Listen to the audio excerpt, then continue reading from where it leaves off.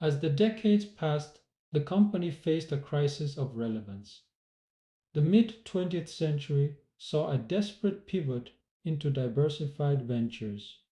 This was the era of bizarre experiments.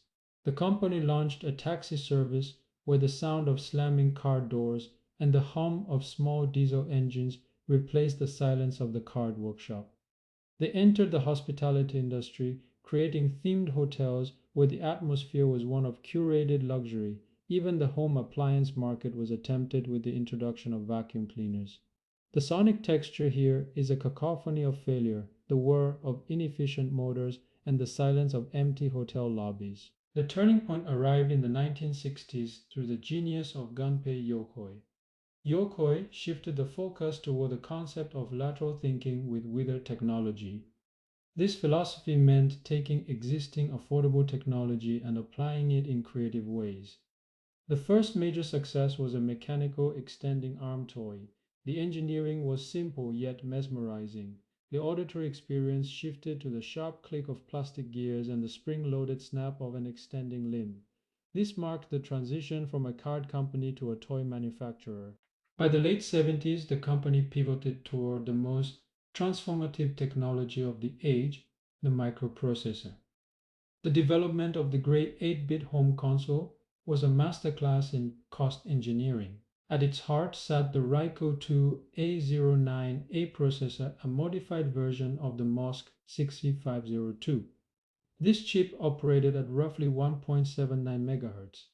To a modern observer, this is negligible, but in 1983 it was a revolution. The sonic signature shifted again to the electronic buzz of a cathode ray tube TV and the tactile click of the rectangular controllers. The engineering of the gray box was designed for reliability and mass production. The use of read-only memory cartridges allowed for a diverse library of software without requiring internal storage. This modular approach changed the economics of gaming forever. The auditory experience was now defined by the chiptune melodies generated by the pulse wave and triangle wave channels of the audio processor, creating a digital symphony that defined a generation. The evolution continued with the launch of the handheld gray screen device.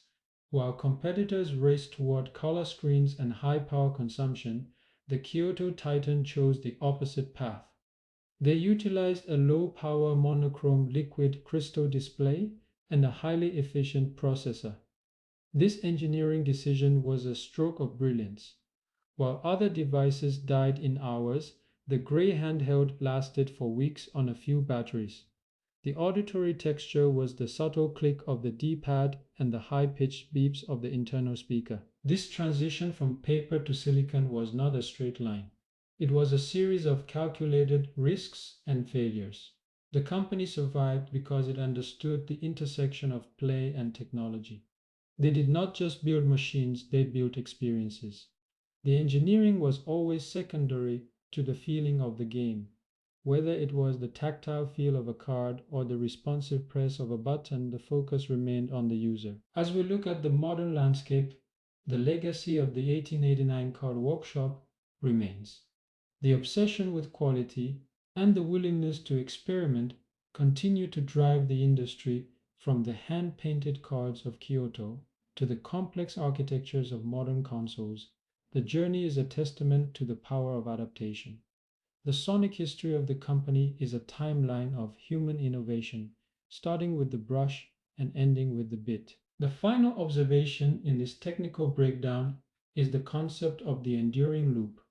The company returned to its roots of simple joy while utilizing the most advanced technology available. The engineering of the future is built upon the lessons of the past.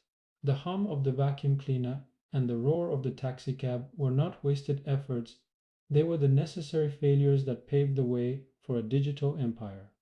The journey from paper to pixels is complete.